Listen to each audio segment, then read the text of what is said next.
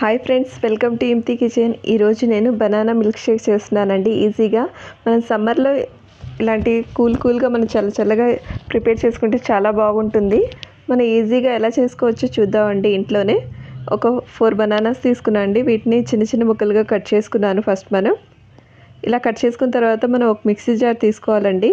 అందులో మనం కట్ చేసుకున్న బనానా ముక్కల్ని యాడ్ చేసుకోవాలి. వీటన్నిటిని యాడ్ చేసుకున్న తర్వాత ఒక కాజు ఉంటుంది కదా, ఒక హాఫ్ కప్ వరకు యాడ్ చేసుకోవాలండి. కాజు యాడ్ చేయడం వల్ల టేస్ట్ అయితే చాలా బాగుంటుంది. మన దగ్గర ఉంటే యాడ్ చేసుకోవచ్చు, లేదా స్కిప్ చేసుకోవచ్చు. ఇందులో షుగర్ యాడ్ చేసుకుందామండి, ఒక 4 స్పూన్స్ వరకు. మనం షుగర్ ఇష్టం లేని వాళ్ళు మనం బెల్లం కానీ లేదా ఖర్జూరా ఉంటుంది కదండి, ఆ ఖర్జూరానైనా యాడ్ చేసుకోవచ్చు. వీటన్నిటిని ఒకసారి బాగా మిక్సీ పెట్టుకోవాలండి మెత్తగా. దీని తర్వాత నేను పాలు వేడి చేసి నేను ఫ్రిడ్జర్లో పెట్టానండి, చాలా చిల్డ్ కూల్లో. ఆ పాలు యాడ్ చేసుకోవాలి. దాని తర్వాత ఒకసారి మిక్సీ పట్టుకోవాలండి. ఈ విధంగా రెడీ అయింది కదా, మనం కప్లో సర్వ్ చేసుకుందామండి. నేను 2 గ్లాసెస్ తీసుకున్నాను. అందులో ఫస్ట్ నేను ఐస్ క్యూబ్స్ వేసుకున్నానండి.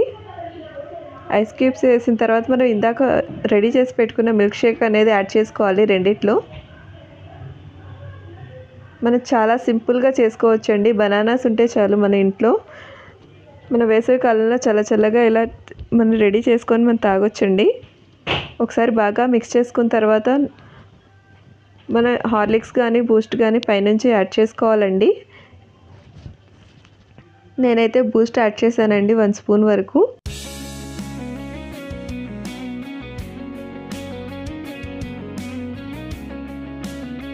నెక్స్ట్ టూటీ ఫ్రూటీ యాడ్ చేశానండి, కొంచెం గార్నిష్ కోసం. నేనైతే మీరు కావాలంటే వేసుకోవచ్చు, లేదా ఆప్షనల్, మన ఇష్టం.